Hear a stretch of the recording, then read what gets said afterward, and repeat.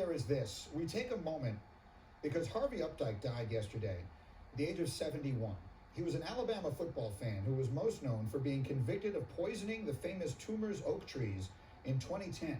He actually called into Paul Feinbaum's show to tell that story when he did it. The weekend after the Iron Bowl, I went to Auburn, Alabama, because I live 30 miles away, and I poisoned the two Toomer's trees. Okay, well, that's fair. I put Spike 80 DL in them. Did they die? Do what? Did they die? They're not dead yet, but they definitely will die. Is that against the law to poison a tree? Well, do you think I care? No. Okay, I really don't. Okay. Roll down Tide. Paul Feinbaum rejoins me. You and I have talked about this moment many times. That show really, that moment sort of put your show on the map in a different way. It expanded the significance of your show, I think, for a lot of people. What are your thoughts on hearing the news that he died yesterday? Well, naturally, Mike, I mean, you're sad, but I mean, this was someone, the likes of which I have never encountered. Harvey Updike's dog, Mike, was named Nick Saban. His oldest son was named Bear.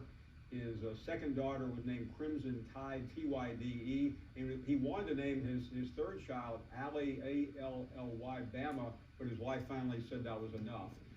He was consumed with Alabama. I asked him once when I visited him in jail why he did what he did, and he said, "I did it for Nick Saban." I said, "What do you mean?" He said, "Because they stole a game from Alabama." He was talking about the Auburn game in 2010 that Cam Newton led Auburn from behind, 3 touchdowns behind at Bryant-Denny Stadium, and he felt like Cam Newton should have been ineligible, and he went to his death yesterday thinking that he did that for Nick Saban. Of course, a lot of people at Alabama wanted nothing to do with him after that, and you can hardly blame them.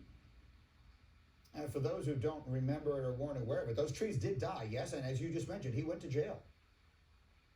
Yes, those trees died, and Mike, it's hard to explain to people, but those trees were the most iconic thing to Auburn fans. They rolled them after wins.